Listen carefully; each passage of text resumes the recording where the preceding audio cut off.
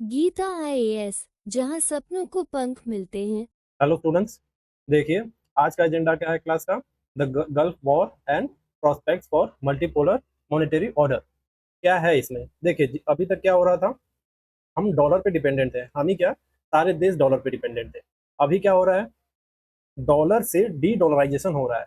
D dollarisation आपको पता है क्यों? आपको पता ही होगा, जितने भी यूपीएससी वाले हैं, नॉन यूपीएससी वाले भी हैं, उनको ये बता दिया जाए कि डी डॉलराइजेशन क्या होता है। देखिए डी डॉलराइजेशन क्या होता है कि डॉलर पे जो डिपेंडेंसी हमारी है उसको कम करना, धीरे धीरे रिड्यूस करना, खत्म करना, ये होता है डी डॉलराइजेशन। ठीक है, तो इस आर्टिकल में आज जो पढ़ने वाले हैं हम, ये उसी के बारे में।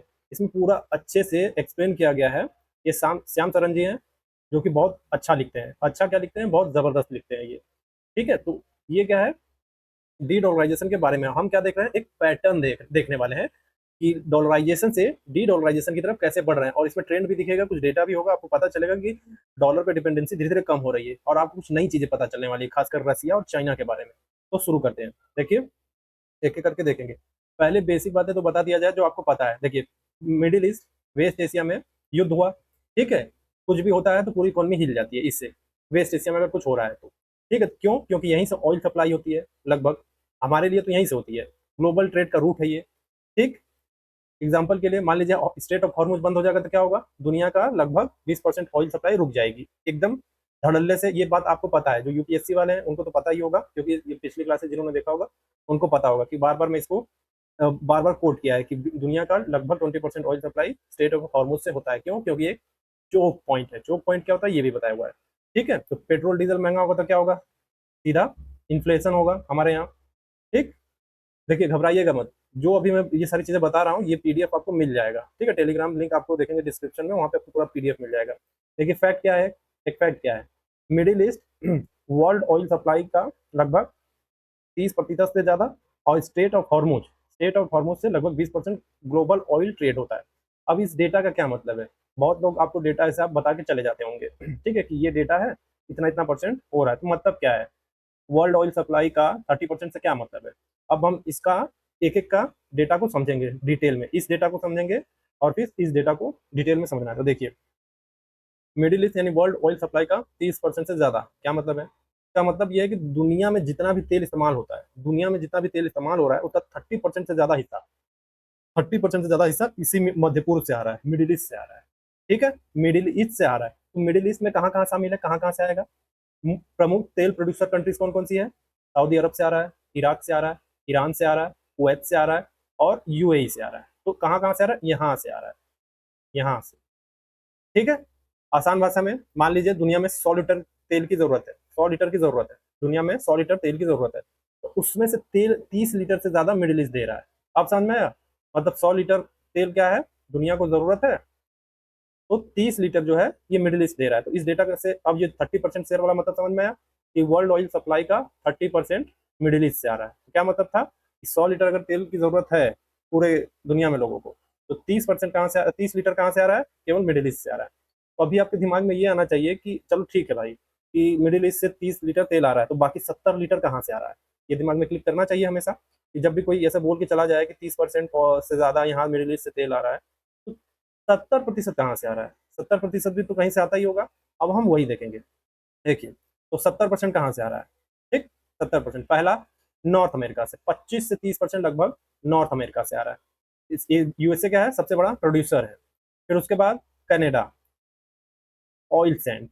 अब इसमें देखेंगे जो लोकेशन वगैरह मैं जिस चीज का बताने वाला हूँ, उसको आप क्या करेंगे, मैप पे खुद से देखेंगे। ठीक है, क्यों? क्योंकि ये करंट अफेयर की क्लास है, और आप, मैं इतना उम्मीद करके चलता हूँ करंट अफेयर में अगर आप पढ़ रहे हैं यहाँ पे, तो आपने फाउंडेशन क्लास अपना किया होगा, तो आपने मैपिंग का भी क्लास होता है, तो मैपिंग का भी किया होगा, फिजिकल पॉलिटिकल, इंडिया और वर्ल्ड का। ठीक है, और उसमें रिसोर्स के बारे में भी पढ़ाया जाता है अच्छे से। तो सबसे ज्यादा कहाँ है, 25 से 30% यूएसए में, फिर कनाडा, मैक्सिको में। तो मतलब ये जो कॉन्टिनेंट है आप मैप पे देखते हैं, तो नॉर्थ अमेरिका वाला जो कॉन्टिनेंट है वहां से आ रहा है पूरा।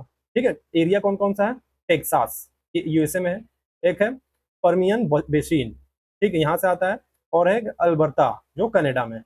ये क्या है, यहाँ से ऑयल आता है।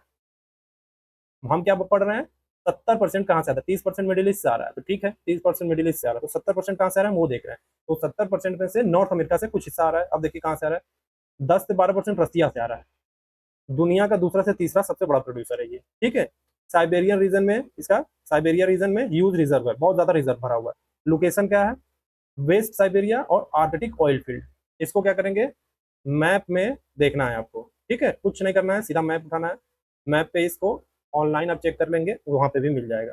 तीसरा, अफ्रीका से आ रहा है, 8 से 10% कहाँ से आ रहा है, अफ्रीका से, नाइजीरिया, लीबिया, अंगोला, ठीक है, यहाँ से आ रहा है। और की रीजन कौन सा है, gulf of Guinea, west Africa में है, यहाँ से आ रहा है। चौथी, साउथ अमेरिका से आ रहा है, साउथ अमेरिका से 7 से 8% यहीं से आता है।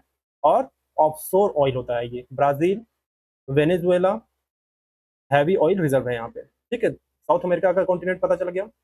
और वेनेजुएला के पास जो है वर्ल्ड का सबसे बड़ा रिजर्व है, प्रोडक्शन कम है। आपको लगता होगा ना कि वेनेजुएला के पास जो है रिजर्व है, प्रोडक्शन कम है, क्योंकि प्रोडक्ट प्रोड्यूस नहीं किया जा रहा है, उसके पास है, ये पता चल गया कि उसके पास है, लेकिन प्रोड्यूस नहीं कर रहे, मशीनें वगैरह नहीं लगा रहे हैं, ठीक है। अब पांचवा, यूरोप से आ रहा है, 3 से 5% यूरोप से आ रहा है, नॉर्वे, यूके, ठीक। की रीजन कौन सा है, नॉर्थ सी ऑयल फील्ड, नेट पे सर्च करेंगे पता चल जाएगा। छठा कहाँ से आ रहा है, एशिया पैसिफिक से 5 से 7%, चाइना से, इंडिया से और इंडोनेशिया से। यहाँ पे कंजम्पशन ज्यादा है, आप कहेंगे कि इंडिया के पास भी है, क्या है, लेकिन बहुत ज्यादा नहीं है, ठीक है, कंजम्पशन ज्यादा है हमारा और प्रोडक्शन कम। तो समझ में आया कहाँ कहाँ से आ रहा है, ये देखिए एक चार्ट देख लीजिए ताकि और समझ में आए। मिडिल ईस्ट से कितना आ रहा है, ये है मिडिल ईस्ट, मिडिल ईस्ट से कितना आ रहा है, 30 से 35। नॉर्थ अमेरिका से 20 से 25, 25 से 30। रसिया से 10 से 12, अफ्रीका से 8 से 10, साउथ अमेरिका से 7 से 8%, यूरोप से 3 से 5 और एशिया पैसिफिक से 5 से 7। और आपको मैंने इसका की रीजन भी बताया है, रीजन मतलब क्षेत्र भी दिखा दिया है आपको कि कहाँ कहाँ से आता है। आपको क्या करना है, नेट पे सर्च करना है इसके बारे में, मतलब सर्च क्या करना है आपको, बस रीजन, वो होता है ना कि आपको लोकेशन देखना है कि लोकेशन कौन सा है। लोकेशन मैंने लिखा हुआ है, आपको बस मैप पे अपने आप को देखना है कि अच्छा ये एरिया है, और उसके आसपास की कौन सी कंट्री है, कौन सा एरिया है, ये सारी चीजें आपको समझनी है, ठीक है। क्योंकि यूपीएससी में ये पूछ लेता है कि किस कंट्री से टच कर रहा है, ये सारी चीजें आपको देखनी पड़ेगी, ठीक है। तो समझ में आया ये 30% और 70% का खेल।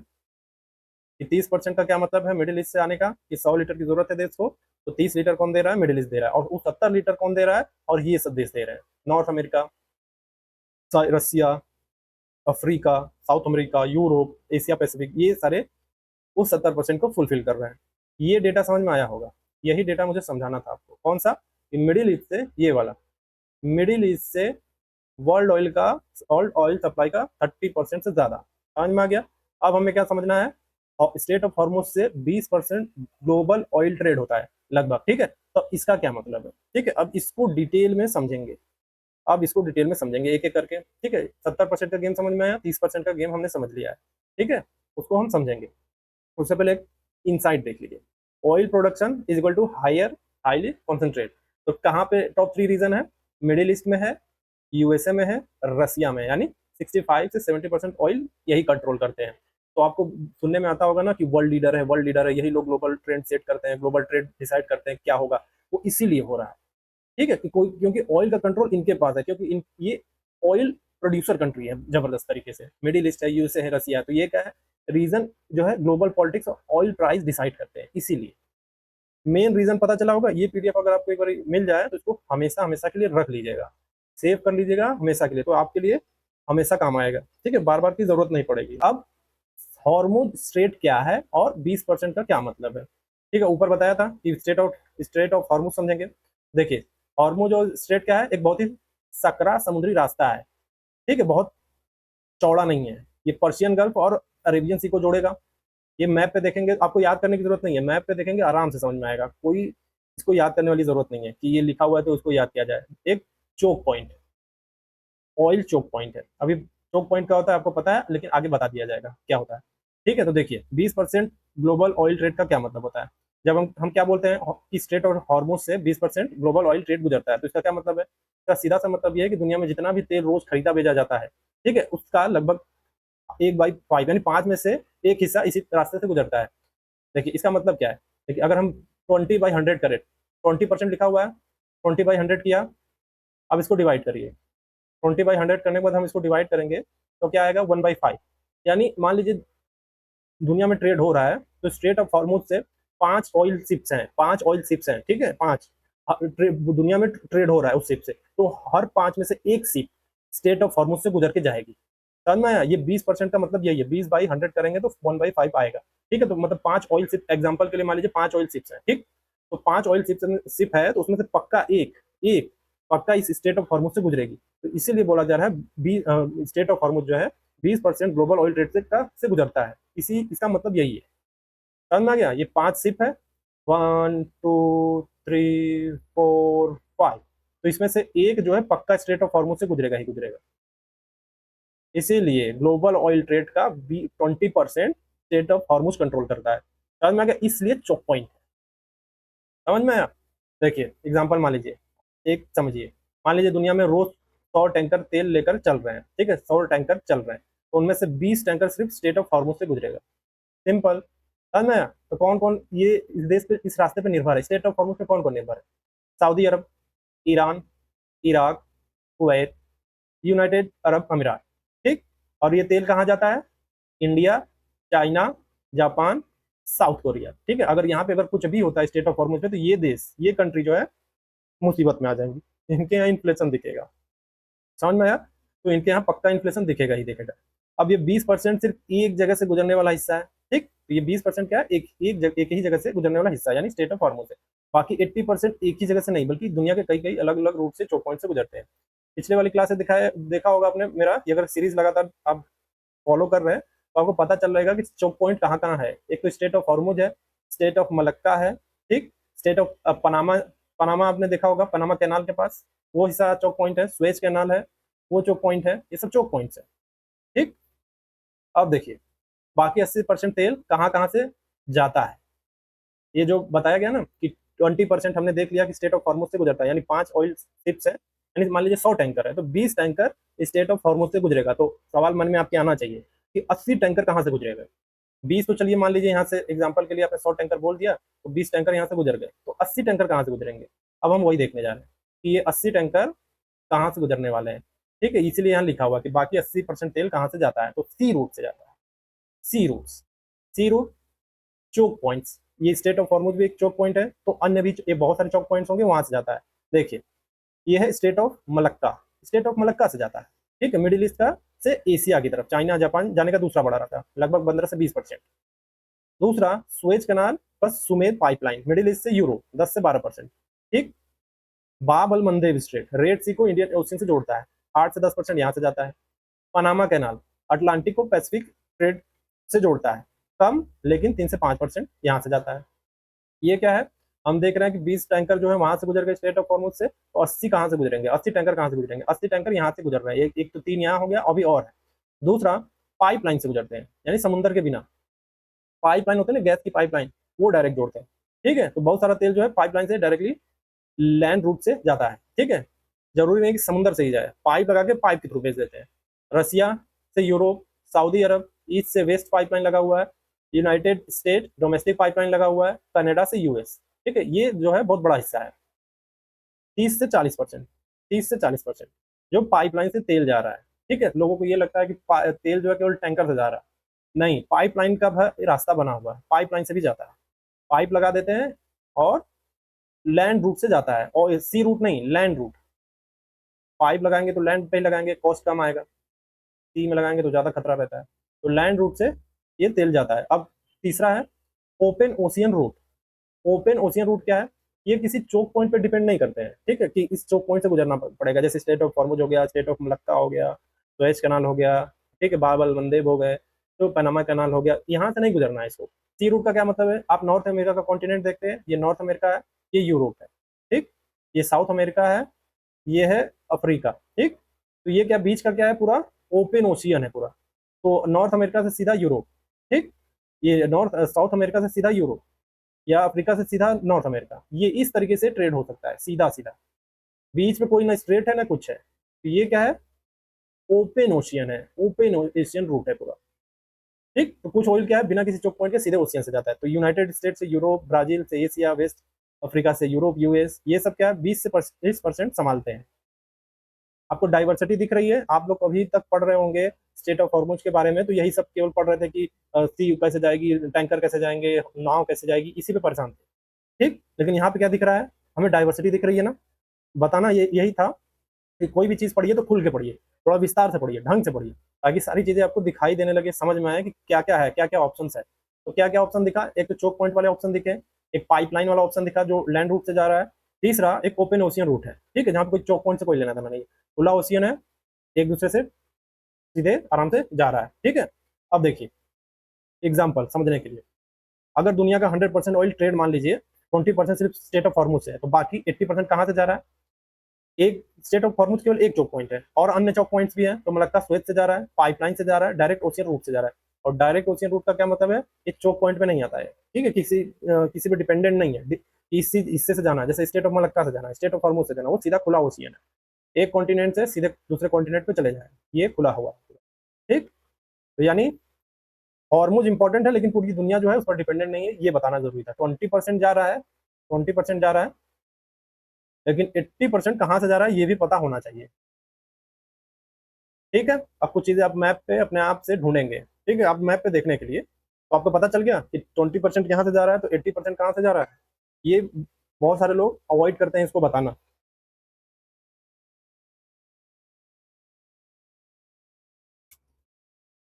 तो आपको समझ में आया होगा, ठीक। तो वो ऊपर का जो दो फैक्ट था, मैं उसी को बता रहे थे डिटेल में। क्या बता रहे थे? ये ऊपर के दो पॉइंट्स, जो डेटा मैंने दे दिया था ना, उस डेटा को समझा रहा था। ये डेटा, ये जो मिडिल ईस्ट का वर्ल्ड ऑयल सप्लाई का 30% से ज्यादा, हॉर्मोज स्ट्रेट से 20% ग्लोबल ऑयल ट्रेड होता है, जब 20% दिख रहा है, 30% दिख रहा है, तो बिहाइंड द सीन क्या है? 70% भी है, 80% भी है, वो कहाँ से हो रहा है, उसके बारे में बताना जरूरी था, ठीक है। इस पीडीएफ को सेव करके रख लीजिएगा, डाउनलोड करके, जो टेलीग्राम लिंक है उसको ज्वाइन कर लीजिएगा, ठीक है। ये नहीं कि अवॉइड करें, क्योंकि ऐसा चीजें आपको मिलेगी नहीं, तो हमेशा के लिए एक बार ही ले लेंगे, हमेशा हो जाएगा, बार बार कुछ नया नहीं बदलता है, ये चोक पॉइंट बदलने वाले नहीं है, बस इस पर टेंशन क्रिएट होगा। तो जो ये सारी चीजें मैंने अभी आपको बताई ना, ये ऐसे ही रहेंगी, जिंदा रहेंगी, ठीक है। तो आपको लिखना यही होगा, ठीक। एक कंपैरिजन देखिए, ओपन ओशियन का और चोक पॉइंट का। चोक पॉइंट क्या होता है, इससे समझ में आ जाएगा, फीचर क्या है? रास्ता। ओपन ओशियन रूट क्या खुला है, चोक पॉइंट क्या होता है? सकरा होता है। और रिस्क क्या होता है? ओपन ओशियन में कम होता है, चोक पॉइंट पे रिस्क ज्यादा होता है। डिपेंडेंसी देखिए, ओपन ओशियन रूट में डिपेंडेंसी नहीं होती है, चोक पॉइंट पे बहुत ज्यादा डिपेंडेंसी होती है, ठीक। एग्जाम्पल के लिए यूएस से यूरोप जाना है, बीच में खुला ओशियन है पूरा, कोई चोक पॉइंट नहीं, कोई बोलने वाला नहीं, चले जाएंगे। लेकिन मिडिल ईस्ट से एशिया जाना हो तो स्टेट ऑफ हॉर्मूज से गुजरना पड़ेगा, तो क्या है? डिपेंडेंसी है, ठीक है। तो इसलिए इसको चोक पॉइंट कहते हैं। जब चोक पॉइंट लिखना हो तो ये फीचर्स लिखिएगा कि रास्ता सकरा होता है, रिस्क ज्यादा होता है, डिपेंडेंसी ज्यादा होती है, और एग्जाम्पल में मिडिल ईस्ट से एशिया का एग्जाम्पल दे दीजिएगा, ठीक है। तो ये क्या पढ़ा था हमने? अभी एक पॉइंट देखा है हमने, कभी अभी केवल एक पॉइंट देखा है, ठीक। अब हम दूसरा पॉइंट देखने जा रहे हैं। अब दूसरा, ये सब इतना टेंशन आपको बता दिया गया कि अगर इतना टेंशन ऊपर हो गया तो क्या क्या हो सकता है, ठीक है। आप इमेजिन कर सकते हैं कि एक वहां अगर स्टेट ऑफ हॉर्मोज में कुछ हुआ, या जितने भी जो पॉइंट्स दिखाए गए, अगर वहां कुछ प्रॉब्लम हुआ, ठीक, तो जो आजू बाजू की कंट्रीज हैं, आसपास की कंट्रीज हैं, कितना मुश्किल में जाएंगे, ठीक। तो अब दूसरा पॉइंट आता है, कंट्रीज डॉलर पर निर्भरता कम कर रहे हैं, यानी डी डॉलराइजेशन कर रहे हैं। डी डॉलराइजेशन क्या होता है, ये समझ में आ जाना चाहिए कि डॉलर पर डिपेंडेंसी खत्म करना ही डी डॉलराइजेशन है, क्योंकि डॉलर में हर पूरे देश में ट्रेड हो रहा है हर जगह, तो डॉलर वाला जो देश है वो अपना प्रभुत्व जताता है, ठीक, सैंक्शन लगाने की कोशिश करता है, सैंक्शन को वेपन की तरह इस्तेमाल करता है, इसीलिए डी डॉलराइजेशन किया जा रहा है। अब देखिए, दुनिया के देश क्या है, अब यूएस डॉलर पर कम डिपेंडेंट होना चाहते हैं, इसीलिए डी डॉलराइज करना चाहते हैं। अब सवाल मन में आना चाहिए कि क्यों करना चाहते हैं, ठीक है। क्योंकि यूएस सैंक्शन लगा देता है, जैसे रसिया पे सैंक्शन बहुत सारे लगे हुए हैं अभी, डॉलर जो है कंट्रोल करता है, यूएस के हाथ में है ये सब कंट्रोल करना, ठीक है। पेट्रो डॉलर सुना हुआ है, पेट्रो डॉलर, ठीक है, डॉलर जो डॉलर पेट्रोल है, तो डॉलर में ही सारी चीजें होती है उसका, ठीक है। तो इसका प्रभुत्व बना हुआ है, तो लोग चाहते हैं कि इससे पहले डिपेंडेंसी खत्म की जाए धीरे धीरे, ठीक है। एग्जाम्पल के लिए मान लीजिए, रूस अब क्या कर रहा है? ऑयल बेच रहा है रूबल और युआन में। चाइना और रसिया क्या कर रहे हैं? अपने अपने करेंसी में एक दूसरे में ट्रेड कर रहे हैं, डॉलर पर डिपेंडेंसी धीरे धीरे खत्म कर रहे हैं। इंडिया ने रसिया से ऑयल खरीदा, डॉलर में नहीं खरीदा, रूपी दिरम मैकेनिज्म से खरीदा, समझ में आ रहा है? अब देखिए एक फैक्ट, ये क्या है, ये एग्जांपल क्या दर्शा रहा है कि ये डी डॉलराइजेशन की तरफ बढ़ रहे हैं। अभी आपको एक फैक्ट दिखाएंगे कि डी डॉलराइजेशन भी हुआ है, बहुत ज्यादा हुआ है, ठीक है। ये वो फैक्ट है, और इस फैक्ट को समझाऊंगा भी। देखिए क्या लिखा हुआ है, ग्लोबल रिजर्व में डॉलर शेयर 2000 में कितना था? 70%, ऑलमोस्ट। 2024 में कितना हुआ?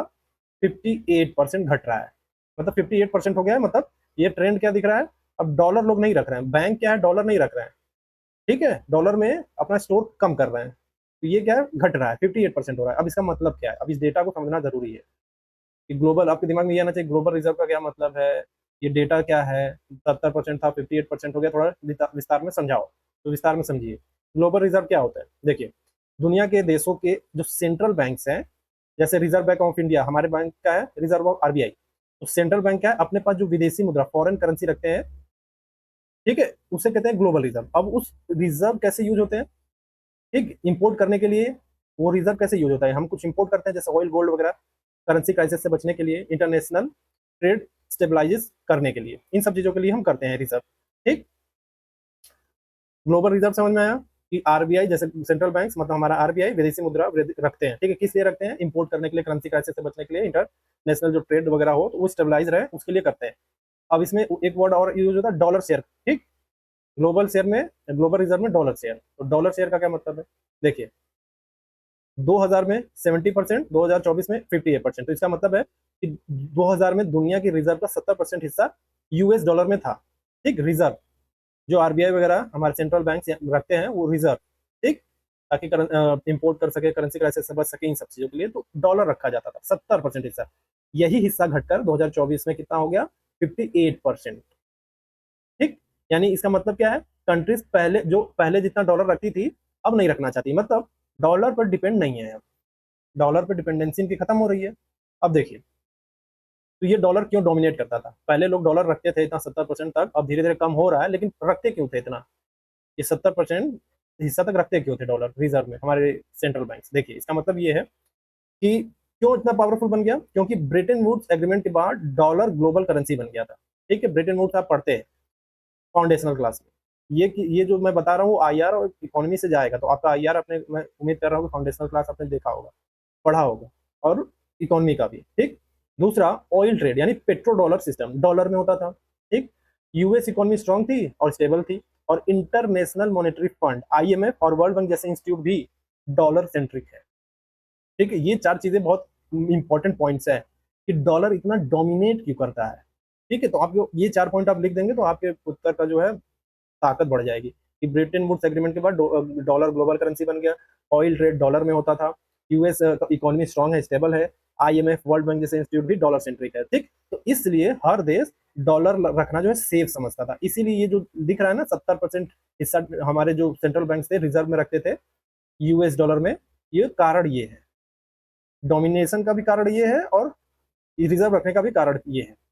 तो सवाल मन में आना चाहिए कि ये ठीक है 70 से फिर ऐसा क्या हो गया कि 58% पे आ गया, धीरे धीरे कम आ गया? तो ये जो क्राइसिस दिख रहा है ना, सैंक्शन लगा देना, बदतमीजी करना, जो बड़ी बड़ी कंट्रीज हैं, हमें खासकर अमेरिका निहायती बदतमीजी करने लगा है अब। ठीक, उसके कारण ये इतनी अनसर्टेनिटी के कारण वो डॉलर पे डिपेंडेंसी खत्म करना चाहते हैं, क्योंकि सैंक्शन लगा लगा के वो अपनी बात मनवाने की कोशिश करता है और दूसरे की इकोनॉमी को डोमिनेट करता है। इसलिए ये दिख रहा है, ये जो दिख रहा है ना 2014 सॉरी 2000 में 70% था, अब ये 2024 में 58% हो गया है। ठीक है, तो सारा कारण पता चल गया। अब देखिए, अब देखिए डॉलर का शेयर क्यों घट रहा है। अब मेन रीजन देख लीजिए, डाइवर्सिफिकेशन करना चाहते हैं, रिस्क कम करना चाहते हैं। डाइवर्सिफिकेशन क्या मतलब है? कंट्रीज रिस्क कम करने के लिए रिजर्व को अलग अलग करेंसी में बांट रहे हैं। कौन कौन सी करेंसी में? यूरो में, चाइनीज युआन में, गोल्ड में। ठीक है, इंडिया भी डॉलर के साथ गोल्ड रिजर्व बढ़ा रहा है। ठीक है, गोल्ड में किसी का कंट्रोल नहीं होता है, इसीलिए गोल्ड को सबसे ज्यादा बेहतर माना जा रहा है कि डी डॉलराइजेशन करना है तो आपको अगर अपना फॉरेन रिजर्व रखना है, आपको फॉरेक्स बढ़ाना है तो गोल्ड रिजर्व रखो। तो इंडिया भी आप देखेंगे तो गोल्ड का रिजर्व बढ़ा रहा है। दूसरा कारण क्या है डी डॉलराइजेशन का? चाइना का राइज, चाइना उभर रहा है। चाइना क्या है, ग्लोबल ट्रेड में बड़ा प्लेयर बन चुका है। चाइना अपने युआन को इंटरनेशनल बनाना चाहता है। अभी बताएंगे कि क्यों इंटरनेशनल ये बन भी रहा है। ठीक है, इसके कारण बताएंगे, क्योंकि आपने अभी स्विफ्ट सिस्टम पढ़ा होगा। ठीक है, स्विफ्ट सिस्टम को ऐसा मानिए कि एक यूपीआई है, ये ग्लोबल यूपीआई है। ठीक है, जैसे भारत ने यूपीआई बनाया है तो स्विफ्ट सिस्टम ग्लोबल यूपीआई है, तो समझाएंगे उसको। ठीक है, तो चाइना क्या है, अपने युआन को इंटरनेशनल बनाना चाहता है। कुछ ट्रेड जो है युआन में होने भी लगे हैं, बहुत सारे देश युआन में कर भी रहे हैं चाइना की करेंसी में। ठीक, तीसरा है यूएस सैंक्शन का डर। यूएस क्या है, धड़ाधड़ सैंक्शन लगा देता है। तो यूएस जो है कई देशों पर सैंक्शन लगा देता है धड़ल्ले से, और अपना डोमिनेशन दिखाता है। तो रूस पे लगाया, रूस पे बहुत सारे सैंक्शन लगाए, अभी बताएंगे एग्जाम्पल के लिए। ठीक है, तो अगर रिजर्व जो है डॉलर में होगा तो यूएस उन्हें फ्रीज कर सकता है, इसलिए कंट्री डॉलर से दूरी बना रहे हैं। ठीक है, रिजर्व डॉलर में रखेंगे, और उस स्विफ्ट सिस्टम इसमें बहुत इंपॉर्टेंट है। जब भी डॉलर पेट्रोल खरीदना हुआ, ग्लोबल ट्रेड करना हुआ तो डॉलर में करना होगा, क्योंकि डॉलर रिजर्व रखा हुआ है तो डॉलर की डिमांड है तो डॉलर में करेंगे। ठीक, अगर किसी देश पे यूएस ने सैंक्शन लगा दिया, कि तुम्हारे ऊपर सैंक्शन है, तुम ये इससे ट्रेड नहीं कर सकते, और जो देश तुमसे ट्रेड करेगा हम उस पर सैंक्शन लगाएंगे। कौन कंट्री डर के मारे ट्रेड नहीं करेंगी, और स्विफ्ट सिस्टम फ्रीज कर देगा, स्विफ्ट सिस्टम से हटा देगा। जो कंट्री होगी, मान लीजिए कोई एक्स कंट्री है, उसके कुछ बैंक है उस एक्स कंट्री के, उनको सिर्फ स्विफ्ट सिस्टम से बाहर हटा दिया। मैंने बताया कि स्विफ्ट सिस्टम क्या समझिए, कि दुनिया का ग्लोबल यूपीआई है, मतलब किसी को पैसा इधर से उधर भेजना है वो ग्लोबल यूपीआई मान लीजिए उसको, ठीक। अब उनके बैंकों को हटा दिया कि तुम नहीं कर सकते। क्यों? क्योंकि दुनिया में ग्लोबल ट्रेड कैसे करना है, डॉलर में। अब वो बैंक भी डॉलर में करने की कोशिश करेंगे, तो उन बैंकों को ही हटा दिया। ये करता है अमेरिका, ठीक है। तो इस कारण से लोग डॉलर से दूरी बना रहे हैं, इसीलिए डी डॉलराइजेशन हो रहा है। चौथा क्या है, गोल्ड की वापसी। सेंट्रल बैंक गोल्ड खरीद रहे हैं खूब सारा। क्यों गोल्ड खरीद रहे हैं? क्योंकि गोल्ड किसी कंट्री के कंट्रोल में नहीं है।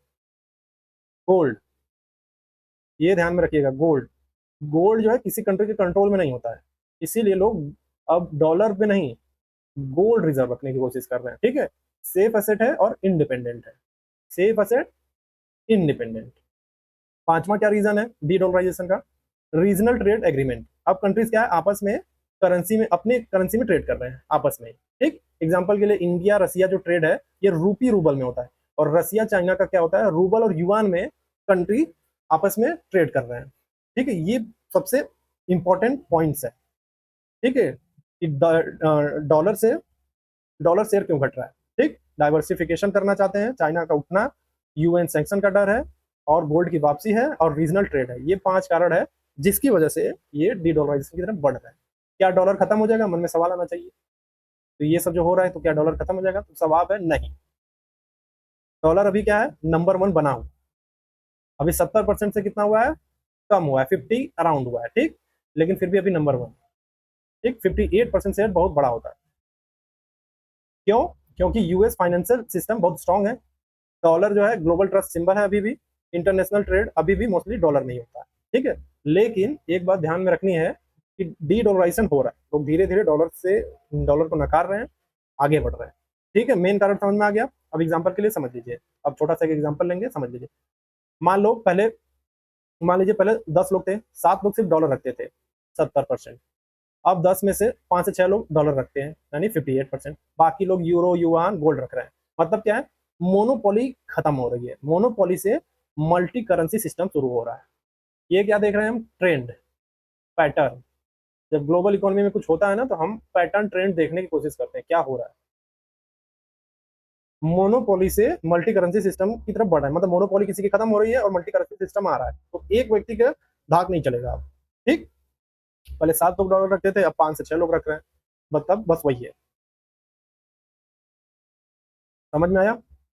तो ठीक है, लास्ट में आप डी डॉलराइजेशन का मतलब सीधा थोड़ा समझ लीजिए कि डी डॉलराइजेशन का मतलब क्या है, डॉलर पर डिपेंडेंसी कम करना और एक वैकल्पिक करेंसी का यूज बढ़ाना, ये है डी डॉलराइजेशन, ठीक है। दिमाग में ये रखिएगा। अब देखिए, मैंने ये बोला था कि डी डॉलराइजेशन हो रहा है, तो उसमें बहुत सारे बैंक गोल्ड खरीद रहे हैं। अब हम समझते हैं गोल्ड क्यों खरीद रहे हैं, ठीक है। सेंट्रल बैंक गोल्ड क्यों खरीद रहे हैं, देखिए, देश जो है अब डॉलर की जगह गोल्ड स्टोर कर रहे हैं। क्यों कर रहे हैं? क्योंकि गोल्ड सेफ एसेट है, किसी कंट्रोल में नहीं है। एग्जाम्पल के लिए, अगर यूएस इकोनॉमी क्रैश हो जाए, यूएस की इकोनॉमी, अमेरिका की इकोनॉमी क्रैश हो जाए, तो डॉलर गिर सकता है, ये एक संकट है। लेकिन अगर गोल्ड की वैल्यू जो है स्टेबल रहती है, ठीक। अब एग्जाम्पल के लिए देखिए, फैक्ट है, 2025 में मैंने क्या बोला था कि लोग गोल्ड खरीद के स्टोर कर रहे हैं, ठीक है। तो 2025 में 850 टन गोल्ड खरीदा गया, ये रिकॉर्ड है पूरा हाई। गोल्ड प्राइस क्या है अभी, $5,000 पर आउंस, हिस्टोरिक लेवल, ये बढ़ा है। अभी आउंस क्या है, ये मेजरमेंट है, ठीक है, अभी मेजरमेंट है। अभी इसको हम डेटा को समझेंगे, ये 2025 में 850 टन गोल्ड खरीदा गया है, इस डेटा को समझिए, ठीक है। देखिए 2025 में 850 टन गोल्ड खरीदा गया है, इसका मतलब क्या है, इसका मतलब है कि 2025 में दुनिया भर के सेंट्रल बैंक ने, जैसे आरबीआई, चाइना, रसिया ने मिलकर 850 टन सोना खरीदा है। ये इतिहास का सबसे बड़ा रिकॉर्ड है, ठीक है। ये आरबीआई, चाइना, रसिया क्या कर रहे हैं, खरीद रहे हैं, गोल्ड में रख रहे हैं। क्यों? डी डॉलराइजेशन, याद रखिएगा, डॉलर थोड़ा कम कर रहे हैं। तो आसान भाषा में समझिए, देश अपनी करेंसी पर कम भरोसा कर रहे हैं। गोल्ड खरीदने का मतलब है देश खुद अपनी करेंसी पे, जैसे अमेरिका का डॉलर हो गया, खुद की करेंसी भी हो गई, उस पर कम भरोसा कर रहे हैं और सोने को सेफ एसेट मानकर जमा कर रहे हैं, ठीक है, सुरक्षित निवेश मानते हैं। एग्जाम्पल के लिए आरबीआई भी गोल्ड रिजर्व बढ़ा रहा है, हमारा खुद का आरबीआई गोल्ड रिजर्व बढ़ा रहेगा। अब डेटा देखेंगे तो दैर हो जाएंगे। चाइना और रसिया लगातार सोना खरीद रहे हैं, ठीक। अब देखिए गोल्ड की प्राइस $5,000 पर आउंस, ठीक है। इसका मतलब अभी एक आउंस बराबर क्या है, 28.35 ग्राम, ठीक। 5,000 पर आउंस का मतलब क्या है, इतने ग्राम का सोना, इतने ग्राम का सोना 28.35 ग्राम का सोना इतने में मिलेगा, $5,000 का। ठीक, ये एक मेजरमेंट, आउंस क्या है, मेजरमेंट है, तो 1 आउंस बराबर 28.3 ग्राम। ठीक, ये समझ में आ गया। तो ये ऑल टाइम हाई है, सबसे ज्यादा हाई। ये इस समय जो है गोल्ड की प्राइस इतनी चल रही है, डिमांड जबरदस्त बनी हुई है, सप्लाई कम है, लो डिमांड, सप्लाई कम है, डिमांड खूब बनी हुई है। तो ये 1 आउंस बराबर 28.3 ग्राम और $5,000 पर आउंस डॉलर हुआ है। ठीक है, तो पहले गोल्ड क्या था, 1800 से 2000 पर आउंस होता था, अब क्या है, 5000 पर आउंस पहुंच गया है, तो कीमत बढ़ी है। अब यहाँ ध्यान दीजिए, दोनों फैक्ट को जोड़कर समझना है। देखिए, बहुत सारे देश गोल्ड खरीद रहे हैं, ठीक है, और उसकी कीमत जो है रिकॉर्ड पर हाई पर जा रही है। सारे देश क्या कर रहे हैं, गोल्ड खरीद रहे हैं, जिसकी वजह से कीमत रिकॉर्ड हाई जा रही है। तो इसका मतलब क्या है, डॉलर पर भरोसा कम हो रहा है, कंट्रीज अब सिर्फ यूएस डॉलर पर डिपेंड नहीं रहना चाहते। ग्लोबल अनसर्टेनिटी बढ़ रही है, वॉर, इन्फ्लेशन, इकोनॉमिक क्राइसिस का डर फैला हुआ है। ठीक, इसलिए सेफ इन्वेस्टमेंट क्या माना जा रहा है, गोल्ड को माना जा रहा है। गोल्ड उठाओ, सेव करना शुरू करो। तो डी डॉलराइजेशन प्रोसेस चल रहा है, कंट्रीज अल्टरनेटिव सिस्टम ढूंढ रहे हैं, जैसे रसिया से चाइना वगैरह आपस में ट्रेड कर रहे हैं, तो ये अल्टरनेटिव ट्रेड है इनका, एक अपने अपने करेंसी में कर रहे हैं, तो मतलब ढूंढ रहे हैं, लेकिन गोल्ड रिजर्व रख रहे हैं, ना कि यूएस डॉलर को महत्व दे रहे हैं। वो खुद की करेंसी को, खुद की करेंसी में यूएस चाइना ट्रेड करते हैं।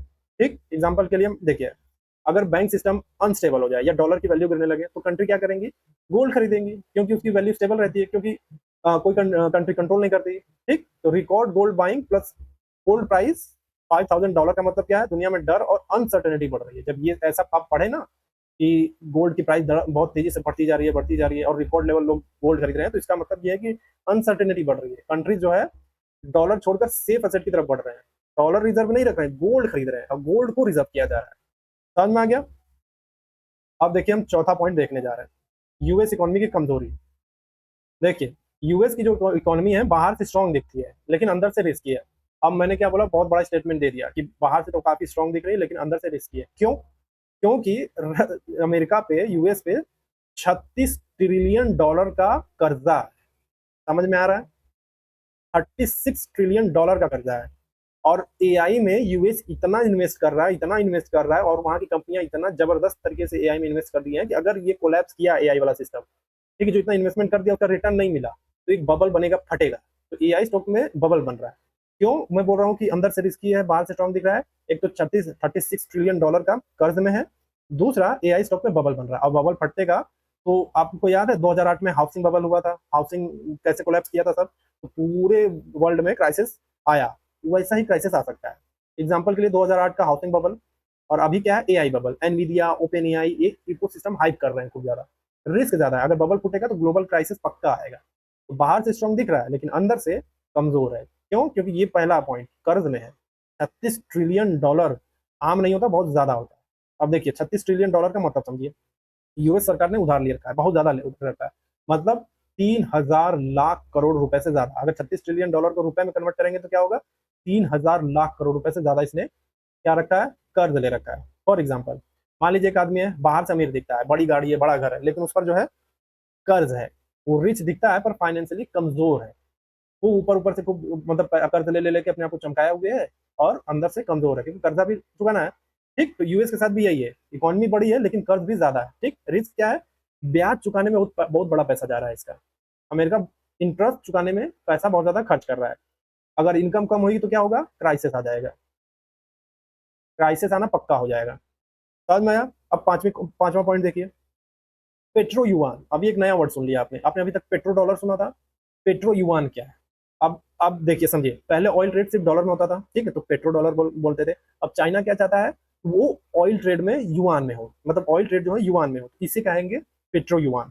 वर्ड समझ में आया। अगर एग्जाम्पल के लिए, अगर मान लीजिए क्वेश्चन पूछ दिया एग्जाम में कि पेट्रो युआन क्या है, पेट्रो डॉलर तो समझा था, पेट्रो युआन क्या है, तो इसका मतलब ये है कि अमेरिका क्या चाहता था कि जो पेट्रोल वगैरह हो वो डॉलर में ट्रेड हो, तो अब चाइना चाहता है कि जो ऑयल वगैरह ट्रेड हो जो युआन में, तो इसको बोलते हैं पेट्रो युआन। ठीक, तो चाइना क्या है, यूएस का कॉम्पिटिटर है, वो चाहेगा ही चाहेगा कि उसकी धाक खत्म हो, मेरी धाक बने। ये पेट्रो युआन का देख रहा है। इसीलिए अब मेन पॉइंट याद रखिएगा, मैं क्या बोल रहा था, डॉलर से डी डॉलराइजेशन की तरफ बढ़ रहा है, तो ये क्या है, ब्रॉडर सेंस में सोचिए। अब पेट्रो युआन करने का क्या मतलब है, ये स्कीम लाने का क्या मतलब है, चाइना का ये मंशा रखने का क्या मतलब है कि डॉलर को रिप्लेस किया जाए। ठीक है, एग्जाम्पल के लिए पेट्रो युआन देखिए, रसिया चाइना को ऑयल बेचता है, ठीक है, और युआन में पेमेंट होता है इसका। ठीक, तो रसिया और चाइना, एक फैक्ट है कि रसिया और चाइना जो है ट्रेड का बड़ा हिस्सा डॉलर फ्री हो चुका है। ठीक, ये आपस में अपनी करेंसी में ट्रेड करते हैं, ये डॉलर यूज ही नहीं करते, मतलब थोड़ा बहुत कर लेते होंगे लेकिन मोस्ट ऑफ द टाइम ये अपने करेंसी में रूबल और युआन में ट्रेड करते हैं। रूबल क्या है, रसिया का, युआन चाइना का। ठीक, तो अब जो क्या है, दोनों देश जो है आपस में व्यापार करते समय जो है यूएस डॉलर इस्तेमाल नहीं कर रहे पूरी तरीके से। पहले क्या होता था, पहले क्या होता था, रूस और चीन जब भी तेल गैस मशीन या सामान खरीदते और बेचते थे तो यूएस डॉलर में भुगतान होता था।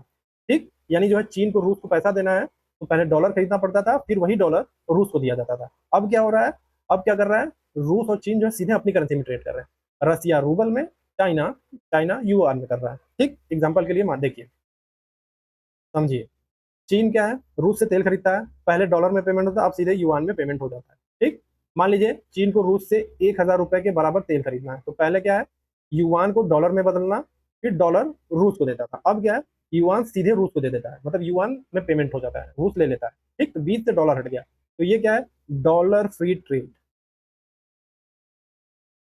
समझ में आया? मोटा मोटा सीधा समझ लीजिए, अपने अपने करेंसी में ट्रेड कर रहे हैं, डॉलर को हटा दिया। ठीक, सीधा सा मतलब यही है। समझ में आया? तो देखिए, डॉलर की पावर कम हो रही है, इसका तो मतलब यही है कि डॉलर की पावर कम हो रही है। पहले पूरी दुनिया क्या है, यूएस डॉलर पर डिपेंडेंट थी, अब देश जो है विकल्प ढूंढ रहे हैं। ठीक, इसका मतलब यही है, डॉलर फ्री ट्रेड होने का मतलब यही है। दूसरा, सैंक्शन, प्रतिबंध से बचने की कोशिश। यूनाइटेड स्टेट ने रूस पे सैंक्शन लगाए हैं, यूक्रेन वॉर के बाद से यूएस ने रूस पे सैंक्शन लगा रखे हैं। तो ठीक है, तो डॉलर सिस्टम जो है यूएस के कंट्रोल में, इसलिए रूस ने डॉलर सिस्टम से बाहर जाने की स्ट्रेटेजी बनाई। तो क्या किया, अपनी अपनी करेंसी में ट्रेड करने लगे। ठीक, तीसरा, न्यू इकोनॉमिक ऑर्डर बन रहा है, चाइना प्लस रसिया मिलकर क्या कर रहे हैं, नया सिस्टम बना रहे हैं जहां डॉलर की डिपेंडेंसी कम हो जाए। ठीक, लोकल करेंसी का यूज ज्यादा हो जाए। समझ में आया? मतलब एक तरीके से यूएस ने अपने पैर पे कुल्हाड़ी मार ली, रसिया पे सैंक्शन लगाया, रसिया ने चाइना से, जो कि बड़ी बड़ी इकोनॉमी है, सब आपस में बड़ी इकोनॉमी अपने आपस करेंसी अपने अपनी अपनी करेंसी में ट्रेड कर रहे हैं। ठीक, और चौथा, डी डॉलराइजेशन का ट्रेंड।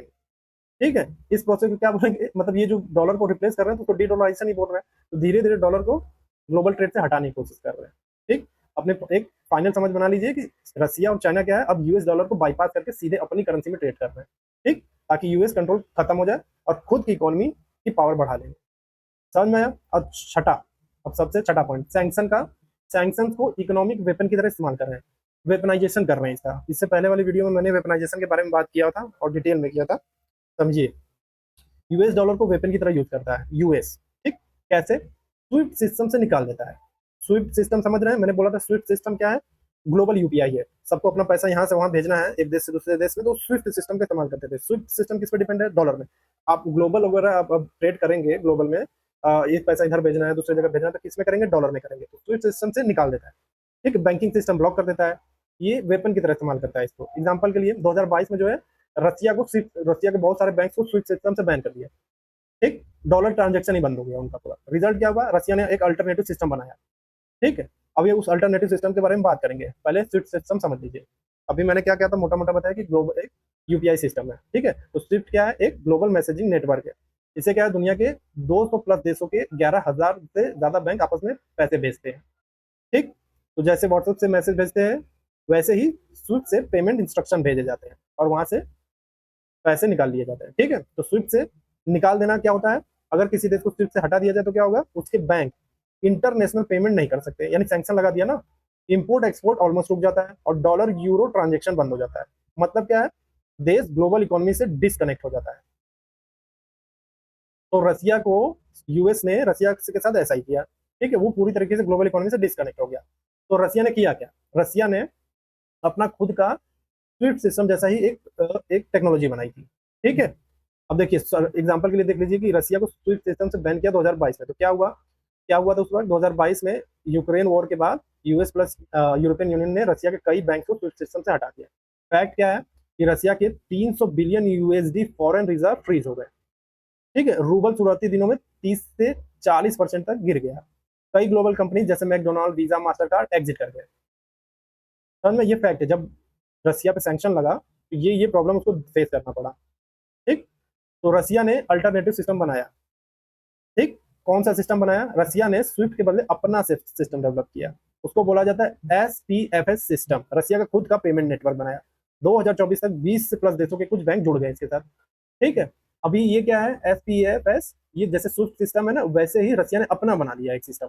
और चाइना के साथ पार्टनरशिप भी किया, क्यों, क्योंकि चाइना के पास भी स्विफ्ट का एक विकल्प था। जैसे स्विफ्ट सिस्टम है, वैसे ही चाइना ने भी अपना एक स्विफ्ट सिस्टम बना लिया था, उसका नाम है CIPS। अभी इसका फुल फॉर्म देखेंगे, ठीक। तो चाइना का स्विफ्ट अल्टरनेट, एक रसिया ने अपना बनाया और चाइना का अपना अपना आ गया, ठीक है। तो रसिया चाइना ट्रेड में यूज करने लगे इसको, तो क्या हुआ, ये डॉलर फ्री ट्रेड होने लगे। रसिया ने चाइना इंडिया के साथ लोकल करेंसी रूबल युआन रुपी में ट्रेड शुरू किया, डॉलर डिपेंडेंसी खत्म की, ठीक। तो रसिया चाइना का ट्रेड जो है 90% से ज्यादा अब डॉलर फ्री हो चुका है 2024 तक। ये बात याद रखिएगा। रिजल्ट क्या निकला, ये जो सैंक्शन लगाया गया रसिया पे, उसका क्या रिजल्ट निकला, उसका रिजल्ट ये है कि शॉर्ट टर्म असर दिखा रसिया पे, इकोनॉमिक शॉक आया, करेंसी क्रैश कर गई, ट्रेड डिस्टर्ब हो गया। लेकिन रसिया ने क्या किया, ऐसे क्राइसिस को देखते हुए उसने स्ट्रक्चरल रिफॉर्म कर लिया अपने यहाँ उसने खुद एक सिस्टम डेवलप कर दिया लॉन्ग टर्म के लिए। 3 मेजर शिफ्ट हुए। पहला, डी डॉलराइजेशन किया, कई देश जो है यूएसडी पर कम डिपेंडेंट है। अल्टरनेटिव सिस्टम बना लिया, रसिया ने क्या बनाया, SPFS, चाइना ने CIPS बना लिया। गोल्ड बाइंग बढ़ गया, ये 3 चीजें हुई, तो कंट्रीज डॉलर की जगह गोल्ड रिजर्व बढ़ा रहे हैं। समझ में आया? तो ये क्या है, सब स्ट्रक्चरल रिफॉर्म किया इन्होंने कि अब हम क्या करेंगे, आपस में करेंसी करेंगे, ट्रेड करेंगे, ये अपना स्विफ्ट सिस्टम बना लेते हैं, ये जिसका एक सिस्टम बना हुआ है, जिसकी वजह से यूएस जो है हम पे धाक दिखा रहा है अपना, तो कोशिश कर रहे हैं कि हम अपना बना ले। तो ये 3 चीजें हो गई, डीडोलराइजेशन, अल्टरनेटिव सिस्टम बना लिया, गोल्ड बाइंग कर लिया, ठीक, ये सारी चीजें हो गई। फॉर एग्जाम्पल मान लीजिए स्विफ्ट क्या है, दुनिया का यूपीआई है, ठीक। यूएस क्या है, इसका कंट्रोल रखने वाला एडमिन है, अगर एडमिन किसी को ब्लॉक कर दे तो वो पेमेंट सिस्टम से बाहर हो जाएगा, तो क्या करेगा, मान लीजिए बाहर हो गया तो क्या करेगा, खुद का यूपीआई बना लेगा। तो रसिया ने क्या किया, खुद का यूपीआई बना लिया है। यूपीआई कहने का मतलब है अब स्विफ्ट सिस्टम का एक विकल्प बना लिया, ठीक है। अब उसी विकल्प के बारे में हम देखने जा रहे हैं, देखिए। तो SPFS क्या है, इसका फुल फॉर्म है सिस्टेमा पेरेडाची पियानसोई, ये रशियन लैंग्वेज में सुबिचेन कुछ करके है, ठीक। इंग्लिश में इसको बोला जाता है system for transfer for financial message, इसका मतलब है, ये रशियन लैंग्वेज है, ये जो बोला जा रहा है ना, ये फुल फॉर्म इसका रशियन है, लेकिन इंग्लिश मतलब है system for transfer for financial message, इसका इंग्लिश मतलब है। ये क्या है, स्विफ्ट का अल्टरनेट है। किसने बनाया, रसिया के सेंट्रल बैंक ने 2014 के बाद। रीजन क्या था, क्रीमिया क्राइसिस के बाद सैंक्शन का लग गया था, ठीक। की इफेक्ट, 2024 तक 400 प्लस से रशियन बैंक जुड़े इससे, 2024 तक 400 प्लस रशियन बैंक इससे जुड़े, 20 से ज्यादा कंट्रीज के कुछ बैंक कनेक्ट हुए। मोस्टली ये जो यूज होता है, ये वाला SPFS, ये रसिया, मोस्टली रसिया के अंदर ही होता है, आसपास की कंट्रीज के साथ होता है, ठीक है। कैसे काम करता है, बिल्कुल स्विफ्ट सिस्टम जैसा ही है, मैसेजिंग सिस्टम, ठीक है। तो बैंकों को पेमेंट इंस्ट्रक्शन भेजने का काम, ठीक है। लेकिन लिमिटेशन क्या है इसका, इसका ग्लोबल रीच कम है इसका, स्विफ्ट जितना पावरफुल नहीं, ठीक है। कोई चीज, नई चीज शुरू होती है, इसको टाइम लगता है, बस इसको भी टाइम लग रहा है। तो लेकिन रसिया ने अपना एक स्विफ्ट का अल्टरनेट बना लिया। अब CIPS क्या है, ये चाइना का है, चाइना का क्या है, स्विफ्ट का अल्टरनेट है, ठीक है। तो किसने बनाया, चाइना ने बनाया, 2015 में लॉन्च कर दिया। और क्या एम क्या है इसका, इसका युआन यानी रेमबी को ग्लोबल करेंसी बनाना है, ठीक। ग्लोबल करेंसी बनाने के पीछे पड़ा हुआ है, ठीक है। की फैक्ट क्या, 2024 तक 1400 प्लस फाइनेंशियल इंस्टीट्यूट, यानी 10 कंट्रीज से ज्यादा, डेली ट्रांजेक्शन 50 से 70 बिलियन डॉलर से ज्यादा ये करता है ट्रांजेक्शन, ठीक है। तो कैसे काम करता है, स्विफ्ट प्लस स्विफ्ट जैसा तो काम करता है ये, प्लस सेटलमेंट दोनों का काम करता है, ठीक है। मतलब मैसेज भी भेजेगा, पेमेंट सेटल भी करता है, ये SPFS से एडवांस है। मतलब जो रसिया ने बनाया है, रसिया का SPFS है, उससे ज्यादा एडवांस है ये, समझ में आया?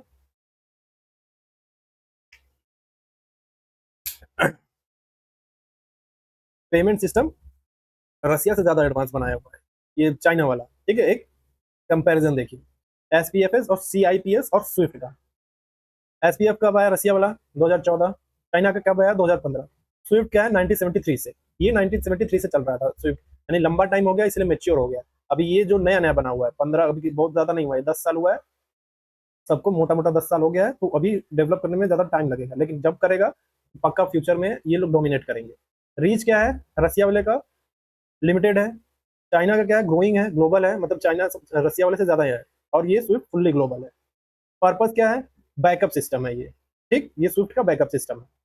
CIPS क्या है, युआन एक्सपेंशन, अपनी करेंसी को बढ़ाना चाहता है चाइना। स्विफ्ट क्या है, ग्लोबल स्टैंडर्ड है। और स्ट्रेंथ क्या है, सैंक्शन सर्वाइवल, अगर सैंक्शन लग जाए तो सर्वाइव कर सके हम, ठीक है। चाइना क्या है, ट्रेड एक्सपेंशन, अपने ट्रेड में इसको बढ़ाना चाहता है। और स्विफ्ट क्या है, डोमिनेंस दिखा रहा है, समझ में आया? ये अंतर देखिएगा, ये देखिए सर्वाइवल के लिए ज्यादा दिख रहा है रसिया का, लेकिन चाइना में एक विजन दिख रहा है, एक पैटर्न देख पा रहे हैं। ये तो डोमिनेट कर ही चुका है अभी तक, लेकिन चाइना में विजन दिख रहा है, एक विजनरी कंट्री दिख रही है ये। इसने जो बनाया है अपना खुद का, इसने एक विजन लेके बनाया कि हमको क्या करना है, अपनी करेंसी को बढ़ाना है, इसीलिए पेट्रो युआन आपने सुना है ऊपर।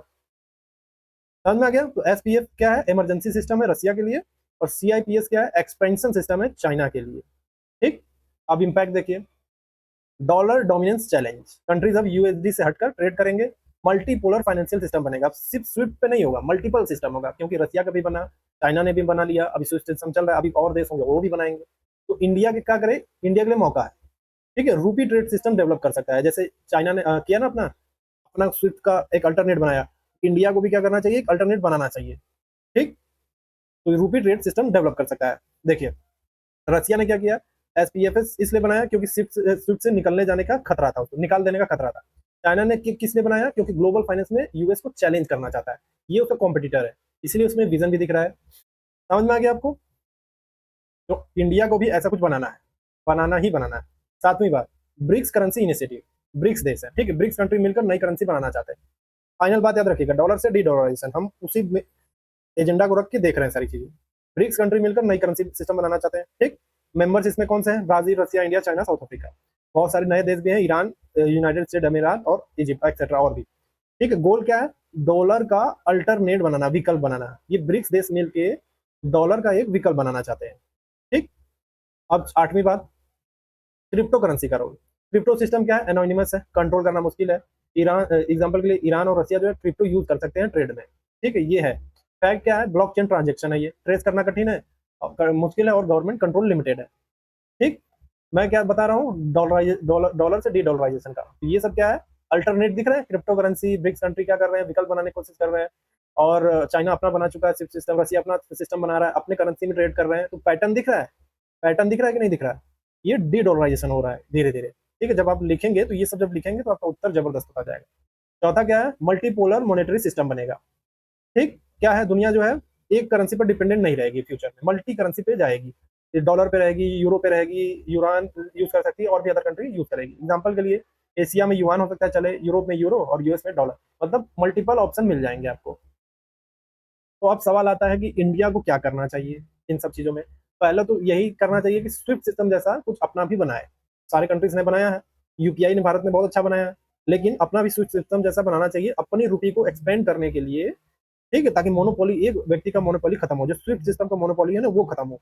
तो इंडिया को भी अपना डेवलप करना चाहिए, चाइना जैसे अपना डेवलप किया, रसिया अपना डेवलप किया, तो इंडिया को भी अपना डेवलप करना चाहिए, ताकि कॉम्पिटिशन आए। ठीक है, तो स्विफ्ट सिस्टम वाले को थोड़ा सा ये लगे कि मल्टीपोलैरिटी आ रही है, डर, एक डर कहते हैं ना, कि उसका कंपटीशन, हम बने कॉम्पिटिटर बने, जिससे उसकी मोनोपोली खत्म हो। ठीक है, तो इंडिया को क्या करना चाहिए? इंडिया को सबसे पहली बात तो स्ट्रेटेजिक ऑटोनॉमी अपनानी चाहिए। स्ट्रेटेजिक ऑटोनॉमी क्या? ना एक देश के ऊपर कोई तरह का रिलाई करना है, ना दूसरे देश पे रिलाई करना है। ठीक है, दोनों के साथ संबंध बनाते हुए एक अपना स्टैंड लेना है। ठीक है, इंडिपेंडेंट स्टैंड लेना है। तो इसका मतलब यह है कि इंडिया को न्यूट्रल रहकर एक्टिव रोल लेना चाहिए। इसे कहते हैं स्ट्रेटेजिक ऑटोनॉमी, न्यूट्रल रहकर एक्टिव रोल लेना। ठीक है, क्यों? क्योंकि फ्यूचर सिस्टम बदल रहा है, अगर इंडिया पैसिव रहा तो नुकसान हो जाएगा। ठीक। एग्जाम्पल के लिए रूपी इंटरनेशनलाइजेशन करना, बायलेटरल ट्रेड करे, वन टू वन ट्रेड हो, इंडिया रशिया जाके खुद बात करे। ठीक, one two one strategic economy हो। ठीक, खुद का सारा सिस्टम तैयार करना शुरू कर दे, ताकि एक मोनोपोली ब्रेक करने में इंडिया का भी रोल हो। ये ना कि अदर कंट्री कर पा रही है, हम खड़े होकर केवल देख रहे हैं, ऐसा नहीं होना चाहिए। ठीक है, तो वर्ल्ड क्या हो रहा है, किस पे शिफ्ट हो रहा है? यूनिपोलर से मल्टीपोलर सिस्टम में शिफ्ट हो रहा है। अभी आप कहेंगे पहले से ही मल्टीपोलर चल रहा है, नहीं, मैं बात कर रहा हूँ डॉलर की सेंस में। डॉलर की सेंस में यूनिपोलर से मल्टीपोलर सिस्टम की तरफ बढ़े। ठीक है, क्यों? क्योंकि यूएन सेक्शन लग सकता है, यूएन सेक्शन को मिसयूज करते हैं लोग, चाइना रशिया, चाइना राइज कर रहा है। ठीक है, गोल्ड डिमांड बढ़ा है, डिजिटल करेंसी है। ठीक है, तो इंडिया का रोल क्या होना चाहिए? स्ट्रेटेजिक ऑटोनॉमी, करेंसी डाइवर्सिफिकेशन और ब्रिक्स पार्टिसिपेशन, इसमें अपना रोल निभाना चाहिए। तो आपको पूरा पूरा मेन एक एजेंडा समझ में आया कि नहीं? क्या था ये सब? पूरा डॉलर से डी डॉलराइजेशन की तरफ बढ़ रहे हैं। तो आपको दिख रहा है ना कि लोग गोल्ड खरीद रहे हैं, जो आरबीआई या सेंट्रल बैंक है वो गोल्ड रिजर्व में रख रहा है, डॉलर से हट रहा है। और आपने देखा 70% लोग रिजर्व रखते थे, लेकिन अब 58% पे आ गया है, तो अपनी करेंसी में ट्रेड करना चाहते हैं। और स्विफ्ट स्विफ्ट सिस्टम का एक विकल्प बना लिया है चाइना ने, रसिया ने भी बना लिया है। आपके लिए खासकर नया होगा, रसिया और चाइना वाला जो स्विफ्ट सिस्टम का विकल्प बना लिया है। ठीक, तो आज के लिए इतना ही हो गया। अब हम कुछ क्वेश्चन देखेंगे। ये क्या है? Mind map. अभी जो ऊपर सब कुछ बनाया है ना, वो सब आपको पता चलेगा, इसको पढ़ते ही समझ में आ जाएगा। ठीक है, और ये क्या है? ये है एक इन्फोग्राफिक्स मैंने बनाया है, आप सारी चीजें पढ़ेंगे तो आपको समझ में आएगा ग्लोबल ट्रेड का।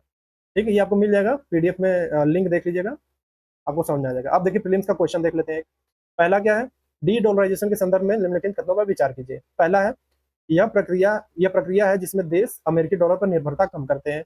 ठीक। दूसरा है, इसमें देशों द्वारा सोने के भंडार को बढ़ाना शामिल हो सकता है। तीसरा है, इसका उद्देश्य वैश्विक स्तर पर केवल यूरो को बढ़ावा देना है। तीसरा गलत है। ठीक। तो 1 और 2 सही है, सही बात है, ऊपर हम यही सब देख रहे थे। ए ऑप्शन ठीक है। तो ये प्रक्रिया क्या है, देश में अमेरिकी डॉलर पर निर्भरता कम करना है। लोग क्या सोने का भंडार बढ़ा रहे हैं, तो ये भी डी डॉलराइजेशन जैसा ही है। क्यों? क्योंकि डॉलर नहीं रख रहे हैं। ठीक। दूसरा, पेट्रो यूरान शब्द का संबंध किससे है?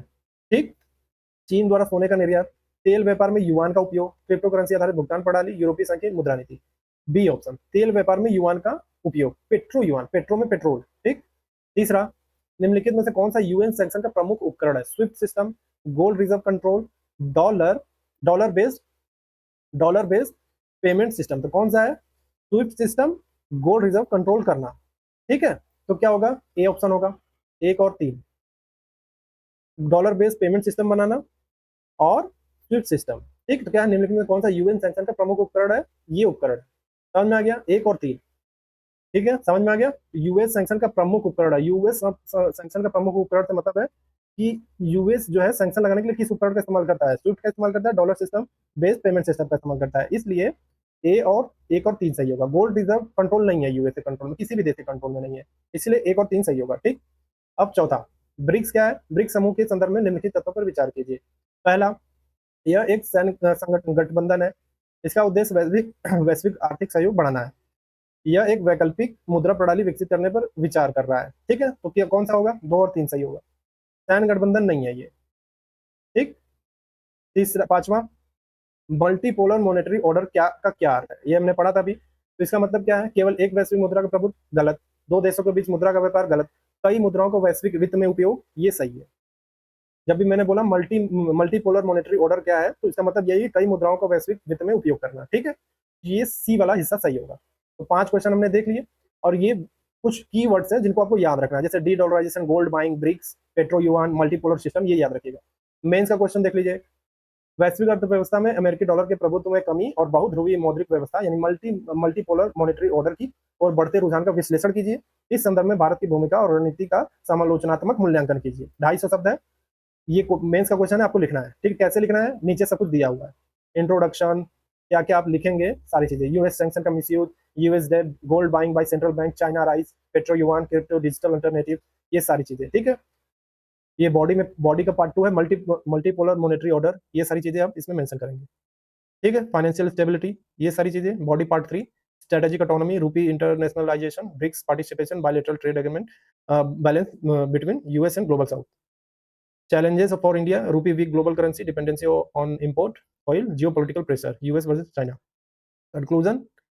ठीक। और कोर्स वगैरह ऐड करना हो तो जैसे economic power, steps, geopolitical power, ये सब ऐड कर सकते हैं। तो आज के लिए इतना ही। ठीक है। तो आपको क्या करना है, सॉल्व करिए, ये मेंस का क्वेश्चन सॉल्व करिए, और डिस्क्रिप्शन में आपको टेलीग्राम का लिंक मिलेगा, ज्वाइन करिए, आपको पीडीएफ वहीं मिलेगा। आज के लिए इतना ही। Thank you.